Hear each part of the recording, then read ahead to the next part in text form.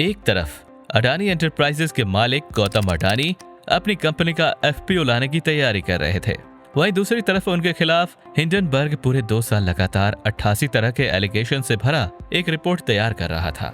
इस रिपोर्ट के जारी होने के बाद जहां इन्वेस्टर्स ने अपना सिर पकड़ लिया, वहीं देश विदेश के न्यूज चैनल्स पर अडानी का नाम खूब उछाला गया। इसका असर यह देखा गया कि मल्टी बैगर रिटर्न्स देने वाले शेयर्स के प्राइसेस रातों रात 20% तक डाउन चले गए और वर्ल्ड टॉप रिचेस्ट पर्सन के रूप में 3rd नंबर पर विराजमान अडानी जी 10 ही नहीं बल्कि टॉप 15 के रैंक से भी बाहर निकल गए। लेकिन ये सब हुआ कैसे और कौन है हिंडनबर्ग जिसने अडानी को बिलियन ऑफ डॉलर्स का नुकसान करा दिया, और क्या सच में गौतम अडानी ने कॉर्पोरेट इतिहास का सबसे बड़ा स्कैम किया है? तो आइए जानते हैं। सारे मामले को समझने से पहले हम जान लेते हैं कि आखिर हिंडनबर्ग है क्या और इसका इतिहास कैसा रहा है। तो असल में 6 मई 1937 को जर्मनी का एक एयरशिप जिसका नाम था हिंडनबर्ग, वो जर्मनी से अमेरिका के लिए निकला, लेकिन अपनी डेस्टिनेशन पर पहुंचते ही उसमें भयंकर आग लग गई और अपने बड़े साइज की वजह से टाइटैनिक ऑफ द स्काई नाम से मशहूर ये एयरशिप सिर्फ 35 सेकंड में जलकर राख में तब्दील हो गया।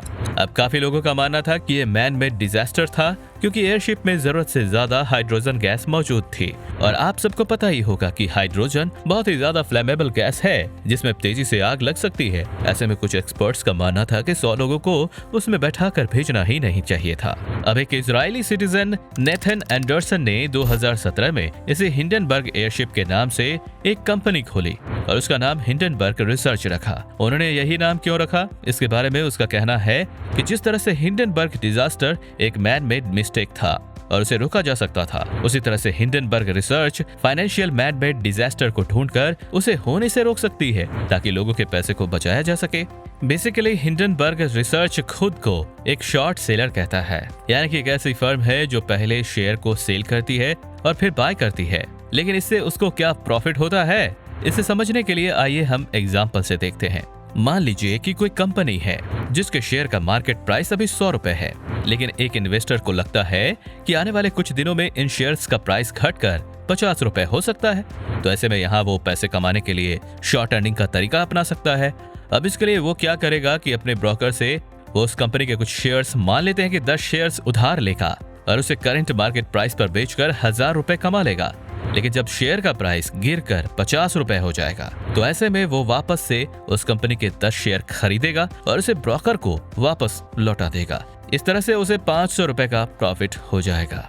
ठीक इसी तरह हिंडनबर्ग भी शॉर्ट सेलिंग का काम करती है और इसके लिए वो ऐसी कंपनी को ढूंढती है जिसमें किसी तरह की हेर फेर, मैनेजमेंट में गड़बड़ी या कोई थर्ड पार्टी ट्रांजैक्शन शामिल हो, जिसके सामने आने पर उस कंपनी का शेयर धड़ाम से नीचे गिर जाए। और कुछ ऐसा ही हुआ अडानी के साथ, जिसकी रिपोर्ट पब्लिश होते ही इनका शेयर प्राइस औंधे मुंह गिर गया। अब बात करते हैं कि आखिर हिंडनबर्ग की रिसर्च कितनी सही रहती है। तो पिछले 5 सालों में इन्होंने 45 अलग अलग कंपनीज पर इन्वेस्टिगेशन किए, जिनमें से 75% आरोप बिल्कुल सही साबित हुए हैं। इन सारी कंपनीज पर रिपोर्ट निकालने के अगले ही दिन इनके शेयर प्राइस में 20% तक का डाउनफॉल आया था और नेक्स्ट 6 मंथ्स में ये 26% तक नीचे गिर गए थे। अडानी से पहले हिंडनबर्ग ने निकोला नाम की एक कंपनी पर इन्वेस्टिगेशन की थी और उस कंपनी को बर्बादी तक पहुंचा के इसने दोनों हाथों से प्रॉफिट बटोरा था। असल में निकोला एक इलेक्ट्रिक व्हीकल मैन्युफैक्चरर था जिसकी मार्केट वैल्यू 34 बिलियन डॉलर थी। लेकिन हिंडनबर्ग की रिपोर्ट निकलने के बाद एक तो उस पर केस भी चलने शुरू हो गए, साथ ही इसका शेयर प्राइस 94% तक डाउन भी हो गया और इन सब का असर ये हुआ कि कंपनी की वैल्यूएशन 34 बिलियन डॉलर से गिरकर 1.3 बिलियन डॉलर तक पहुंच गई। इसी तरह हिंडनबर्ग ने जीनियस ब्रांड नाम की एक कंपनी पर अपनी रिपोर्ट पब्लिश की थी, जिसके बाद अगले ही दिन कंपनी का शेयर प्राइस 13% तक गिर गया और 3 महीने में ये लुढ़कते हुए 85% नीचे चला गया। इसके अलावा इन्होंने एससी वर्क्स नाम की एक अमेरिकन कंपनी पर जब अपनी रिपोर्ट निकाली तो नेक्स्ट डे ही उसके शेयर प्राइस में 3% तक का डाउनफॉल आया, जो कि 3 महीने में 90% तक पहुंच गया। इस तरह से जिस भी कंपनी पर ये रिसर्च करते हैं उसके शेयर प्राइस में बहुत ही बड़ा डाउनफॉल देखने को मिलता है। और बात सिर्फ शेयर प्राइस में डाउनफॉल तक ही सीमित नहीं रहती, बल्कि उन कंपनीज पर इन्वेस्टिगेशन भी शुरू हो जाते हैं, जिससे साफ है कि ये अपनी रिपोर्ट के जरिए जो भी एलिगेशन लगाते हैं वो यूं ही हवा में तीर चलाने जैसा नहीं होता, बल्कि उसमें काफी हद तक सच्चाई भी रहती है।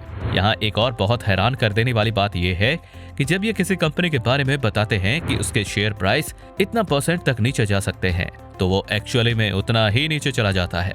अडानी के बारे में इनका कहना है कि इनका शेयर प्राइस लगभग 85% तक नीचे जाएगा, लेकिन आखिर ऐसा वो किस बेसिस पर कह रहे हैं और उनकी रिपोर्ट में ऐसा क्या है कि वो आरोप लगा रहे हैं कि गौतम अडानी ने कॉर्पोरेट दुनिया के इतिहास में सबसे बड़ा स्कैम किया है।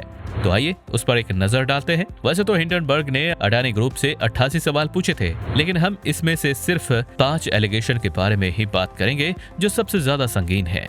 इसमें पहला ये है कि अडानी ग्रुप की मैक्सिमम वेल्थ पिछले 3 साल में जनरेट हुई है।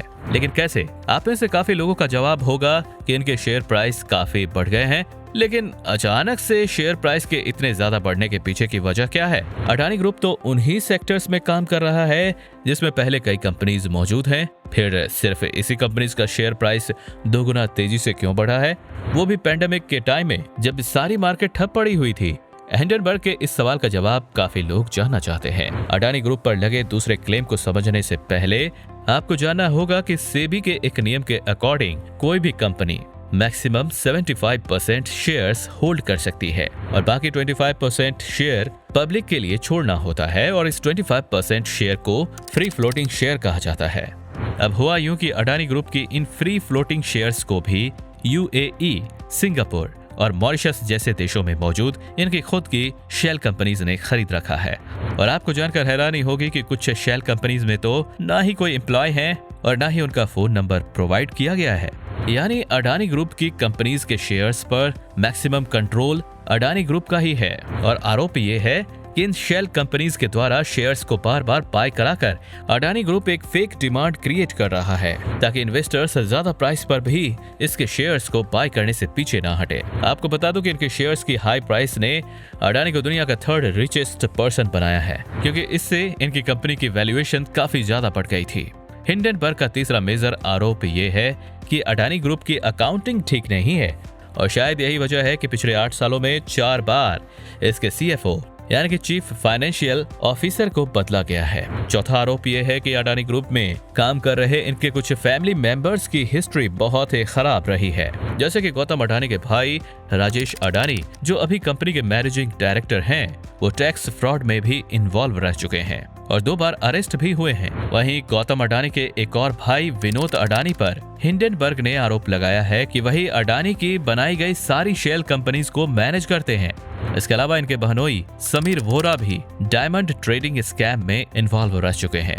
आखिर बात करते हैं हिंडनबर्ग के 5वें आरोप की, जो कि ये था कि अडानी ग्रुप कंपनी की बैलेंस शीट एक्चुअल नंबर से कई ज्यादा बढ़ा चढ़ा कर दिखाती है। अब क्या सच है और क्या झूठ, ये तो सिर्फ अडानी ग्रुप ही बता सकती है और हम सिर्फ अडानी के बढ़ते हुए लॉसेस को ही एनालाइज कर सकते हैं, जो कि $118 बिलियन को भी पार कर चुके हैं। एक बिजनेस वेबसाइट फॉर्च्यून के अकॉर्डिंग 24 जनवरी को पब्लिश हुई हिंडनबर्ग की इस रिपोर्ट के सिर्फ 10 दिन के बाद ही अडानी ग्रुप का मार्केट कैप $217 बिलियन से $99 बिलियन पर आ गिरा था, जिसके बाद इन्वेस्टर्स के साथ साथ अडानी ग्रुप भी तिलमिलाया हुआ है और हिंडनबर्ग की इस रिपोर्ट पर एक प्रेजेंटेशन के रूप में रिस्पांस दिया गया है, जिसका टाइटल था myths of short seller. Group ने 413 पेजेस के जवाब को पब्लिश करके कहा है कि हिंडनबर्ग ने जो भी सीरियस एलिगेशन लगाए हैं वो सारे के सारे झूठे हैं और उनका मकसद इंडिया और यहाँ के इंस्टीट्यूशंस की ग्रोथ पर एक सिस्टमैटिक अटैक करना है, जो पूरे प्लान के साथ किया गया है ताकि अमेरिकन कंपनीज को